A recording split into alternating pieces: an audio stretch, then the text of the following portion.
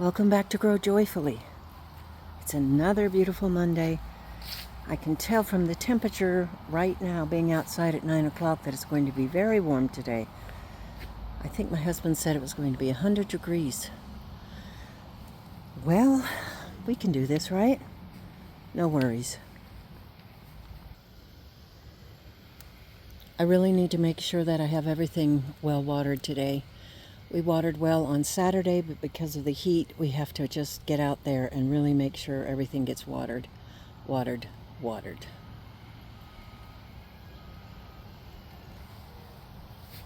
in the round garden this morning, starting my little tour. I really am enjoying these very beautiful snapdragons. What a beautiful color.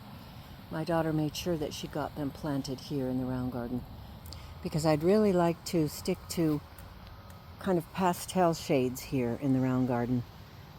Again, I haven't had enough time to put my energy and attention into it because of all the vegetable beds, but the other day we did work on these flower beds, and they're at least looking better with what they have in them right now.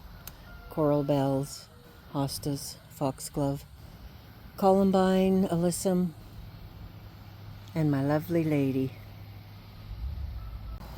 This seems to be the season where not many beautiful flowers are out, which surprises me.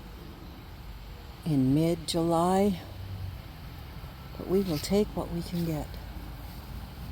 We still have some Shasta daisies and some snapdragons, as well as daylilies. I'm headed out to the pasture garden today to do a lot of watering and to see if there are some raspberries to pick. My mom's beautiful golden glow flowers are blooming. Look how pretty they are. There's an awful lot of greenery compared to how much of a flower head there is, but that's okay. We're going to love them as they are. I was able to get this bed cleaned up and some dahlias planted that my daughter had planted from seed, so that's going to be interesting to see if they can pull through and make it. And I think we have some celosia too. So grow, flowers, grow. My son has been so kind as to help with all the animals, and he mows and he mows and he works and he works, and it's so nice having them here. I appreciate everything they do. The corn is looking very healthy. We are really excited about that. I think we're placing too many hopes on it, but last year was a bust, so this year we're really looking forward to it.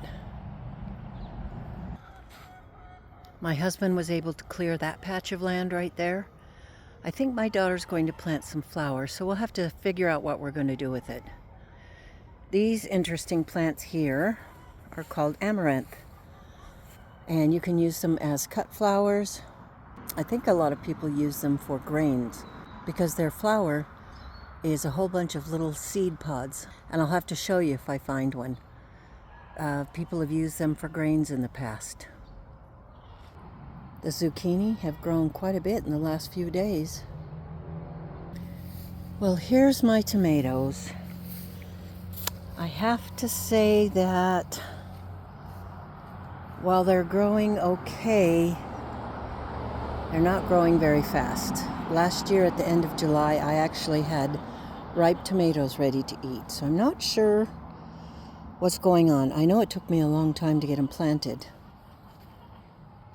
And of course, these two rows here and those are the latest ones we planted, so stands to reason they wouldn't be quite as tall and advanced in their, thank you George, in their maturity. So I don't know. I have seen them fruit. There are blossoms. There's not a ton of either, so I'm a little confused. They look healthy enough. Here's a ton of blossoms here, and some of the fruit here. I guess it's just a matter of patience, right? Okay, here's a thought. Could it be the shade? Although I hear that tomatoes really don't like to have it higher than 85 to 90. Today's going to be 100, so you would think with that type of temperature they would be growing fine anyway. This is the first row we planted, and I'd have to go look at my book. But man, we planted these back in, I don't know, maybe mid to late May. And this is the 14th of July. So, I'm not sure what's going on. This is a new variety that I planted called Gazante. It's an accordion-shaped stuffer tomato. I may end up loving it, I may not, but I think it will make some really good sauce. I have fertilized them well, I've watered them well, I'm keeping them tied up, I'm wringing my hands over them. Come on, girls, grow. Here's an Anna Russian. It's a heart-shaped paste tomato, and they're just so nice, very prolific. Here's a Thorburn terracotta, and they are an earlier maturing tomato, and they do have a lovely little terracotta color. So that's at least fairly hopeful. They do set a nice amount of fruit too. We're really excited to try some of these potatoes. We planted those over there first, so we'll have to try them first. I do believe they've already bloomed. Some of them are still blooming. The weeds are just unimaginable. And at this time of the season, it's really easy to throw your hands up and just give up, but we're not going to, are we? No. Well, I'm not very impressed with the cucumbers either. There's some right there. They did not come up here, or here, or here, or here, or here, or here, or here, or here, or here. I can't believe that only that one mound had some cucumbers that came up. Oh boy, same with this and the watermelons. I don't even know if it's worth replanting. It's so late in the year. And the corn I planted here, only a few here and there. Okay, we can do this. It kind of feels like I'm just watering the weeds and making them all healthy and wonderful. But we're not going to give up, because if these things live and we manage to get through, we will have a lot of produce. On a happier note, we have some beautiful chocolate sprinkles tomatoes. There's quite a few on that one truss. It'll be a while before they're ripe. I'm setting in my raspberry patch, protected from the sun, trying to find some raspberries, and this is what I found so far. You would think with this many canes there would be so many raspberries. However, this is only the second year. So we will see if this will produce more in the coming years, but I'm enjoying my time in here and finding what I can find. I really prefer to make raspberry jelly instead of raspberry jam because it doesn't have the seeds in it. But of course, it takes many more raspberries to make a batch of raspberry jelly than it does raspberry jam. But even if you get a few pints of it, it's well worth it. Well, that's all I found today. It'll have to do. That's only enough to make half a batch of raspberry jelly. It takes 4 cups of the actual juice. We'll have to save that up in the freezer to try to make a batch of raspberry jelly.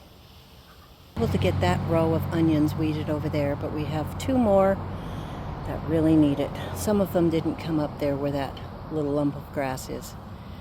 So we are just weeding and feeding and watering.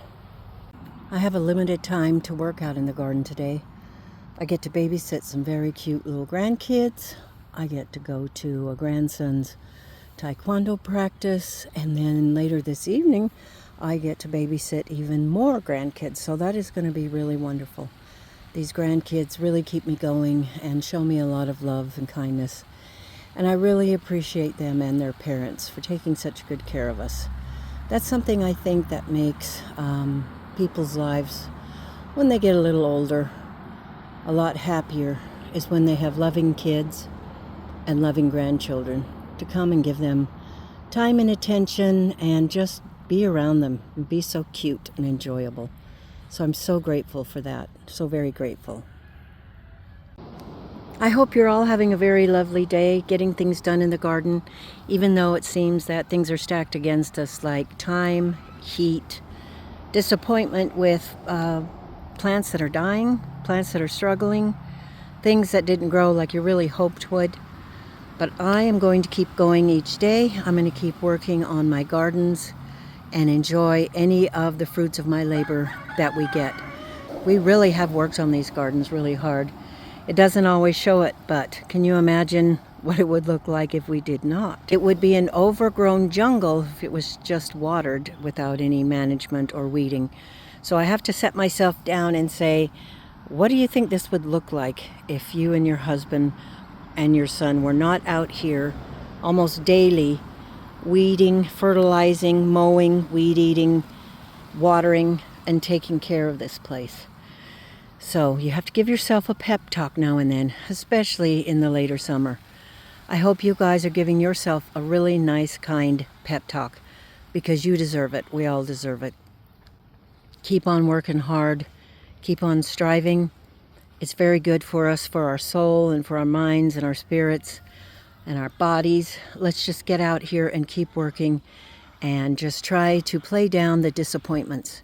So this is my little pep talk for you all and for myself for mid to late summer gardening. You can do it. I can do it. We can all do it. Thanks for stopping by today. I'm going to go watch some of your videos because that's the pep talk that I need. And that's what George just said too. You guys give him a pep talk. So have a good day and thanks for stopping by. We'll see you on the next video.